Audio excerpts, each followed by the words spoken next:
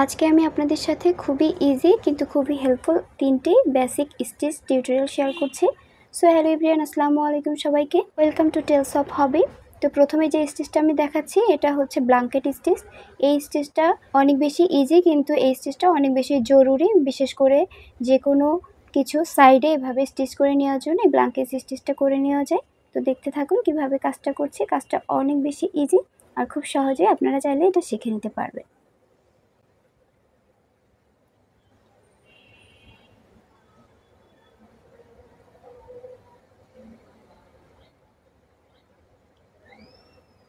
তো দেখতে পাচ্ছেন এখানে আমি ব্ল্যাঙ্কেট স্টিচটা কমপ্লিট করে নিয়েছি। এরপরে সেকেন্ড যে স্টিচটা আমি দেখাচ্ছি এটা হচ্ছে স্টেম স্টিচ। আর এই স্টিচটা কম বেশি সবাই পারে, তারপরেও আমি দেখাচ্ছি। তো দেখতে পাচ্ছেন এভাবে আমি স্টিচটা করে নিচ্ছি, খুবই ইজি। এই স্টেম স্টিচটা অনেক বেশি হেল্পফুল যে কোনো স্টিচের ক্ষেত্রে, বিশেষ করে পাতা ডাল এই সেলার ক্ষেত্রে স্টেম স্টিচটা করে নেওয়া যায়। বাংলায় একে ডাল স্টিচই বলা হয়ে থাকে। তো এই যে স্টেম স্টিচটা আমি করে নিলাম।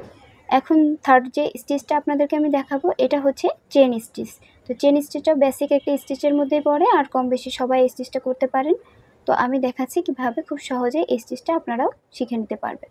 তো যারা মোটামুটি স্টিচের ব্যাপারে কম জানেন তাদের জন্য এই ভিডিওগুলো অনেক বেশি হেল্পফুল হবে, আর যারা জানেন তারা তো এগুলো নিজেরা করতেই পারেন। তো আশা করছি ভিডিওটা আপনাদের অনেক ভালো লাগবে এবং উপকারে আসবে। তো আমি আপনাদের সাথে অলরেডি 3-4টা বেসিক এমব্রয়ডারি ডিজাইন শেয়ার করেছি, আরও অনেকগুলো শেয়ার করার ইচ্ছা আছে ইনশাআল্লাহ। তো আমার পেজের সাথে থাকুন বা ইউটিউব চ্যানেল থেকে দেখলে আমার চ্যানেলটার সাথে থাকুন, তাহলে ইনশাআল্লাহ খুব সুন্দর সুন্দর সেলাই টিউটোরিয়াল আপনারা খুব সহজভাবে শিখে নিতে পারবেন। তো এই যে চেন স্টিচটা আমার কমপ্লিট হয়ে গেল। তো কেমন হয়েছে অবশ্যই কমেন্ট করে জানাবেন, আর যদি ভালো লেগে থাকে তাহলে আমার পেজটাতে ফলো দিয়ে পাশে থাকবেন।